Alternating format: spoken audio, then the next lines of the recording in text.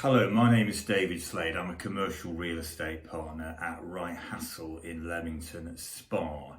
And this is the first of what's intended to be a fortnightly vlog on what's happening in commercial real estate. There'll be some case law, there'll be some legislation updates. There might be a bit of market commentary, how we're seeing that from a solicitor's point of view, and just general stream of consciousness from me as to what's happening in real estate. So I hope you will enjoy the vlogs, and I hope everybody's okay and everybody's a lot more comfortable following the apocalyptic weather we had on Monday and Tuesday this week. Certainly I don't think I've ever been as hot in Britain as when stepping out from an air-conditioned office into the car park on Tuesday. It really was like stepping out into the desert. So everything's a lot better now and a lot cooler now, thankfully. Right, so as this is the introductory vlog only, I'm going to phase you in with something gentle and digestible, and it's a piece of recent arbitration. And we're in the statutory period under the Commercial Rent Coronavirus Act 2022, where commercial tenants can refer claims for relief against rent arrears accrued during COVID lockdown to arbitration. And a recent piece of arbitration involved the jewellery retailer H. Samuel, which applied for relief from payment of rent arrears for its head office in Boreham Wood.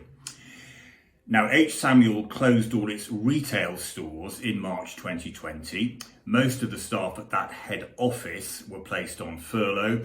The rest were required to work from home with only a very small skeleton staff in the office. The problem for H. Samuel was that the legislation only allows relief where the business carried on from the premises in question was subject to a coronavirus regulation requiring those premises to close. Now, government regulations at the time the arrears accrued required retailers to close their shops, and H. Samuel argued at the arbitration that because of the nature of its business as a retailer, the head office was itself required to close. And the arbitrator found for the landlord, at no time during the pandemic were offices required to shut. Certainly there was never any requirement by the government fully to close office accommodation, was there? And therefore the head office remained capable of occupation throughout, even though as a result of other regulations at the time, it could only operate a skeleton staff. So this piece of arbitration may shut off further applications for relief from COVID-related rent arrears by office tenants during the remainder of the statutory arbitration period, which is scheduled to expire in any event in September of this year. So that's all from me for the moment.